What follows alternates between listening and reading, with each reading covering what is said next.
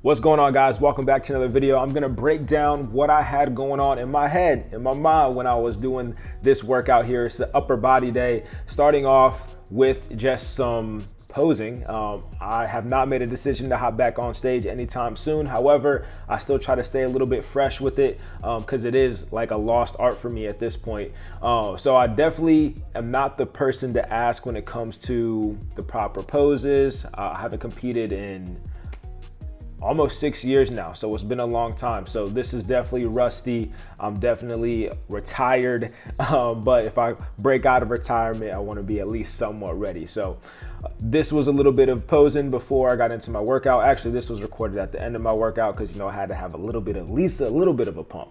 But anyway, getting into what we're here for, the workout. So this is upper body day. I'm doing push, pull, 2 leg days and upper body days, so 5 times per week split currently. The reason why I started with a machine row, which normally I start with either a dumbbell or barbell row. I like to do compound lifts at the beginning of my workouts. I wanted to go with this because the previous day I did deadlifts, so my back was kind of tight. So that's something you might want to keep in mind. If you have rows on the agenda and your back is feeling some type of way, do a chest supporter row, machine row, so you can protect your lower back and not have to worry about the extra stimulus of the lower back being engaged as much. Moving on, next, we have a incline chest press. So this, of course, is barbell. I have 225 on, and really, this is pretty heavy for me. So normally I only get anywhere from about 5 to maybe 7, 8 reps on this. I try to stay pretty controlled, think about the tempo, and try to reach failure on pretty much every exercise. Then we moved on back to another back exercise or another pull exercise. So we have an underhand grip pull up.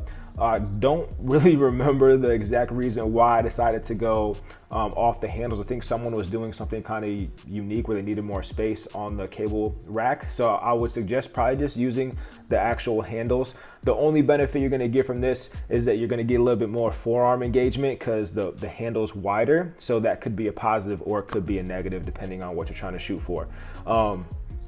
Here we are going into back to a push. So you can see I'm alternating from a pull to a push. And now we're going into a overhead shoulder press. Again, this is a more of a heavier weight for me. So with this weight, I'm probably only gonna be able to get from 7 to 10. And I normally try to go 7 to 10 on these more compound type lifts where there's multiple muscles, multiple joints involved. I don't really go above the high end 12 on these type of lifts most of the time. So shoulder press is one of my favorite. You can see I like to stack the weight in the front to protect the shoulder, especially if I don't have a spotter. Right after that, this is a superset. We're going into some lateral raises.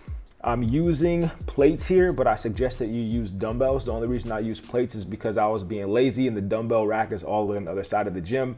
So I said, yo, whatever, let's just grab these plates right here and bust these out. When I do lateral raises, I do tend to go for a little bit more higher volume with this and try to control it as best I can. Until the end, I might use some momentum. So normally I'm doing upwards of 12 reps when it comes to raises. So anywhere from 12 to 20 on the high end. And I do like to use momentum on this because it is a small muscle group. You can use momentum as long as you do it safely. So in this type of exercise, like I'll bend my knees and then come up and come down with control.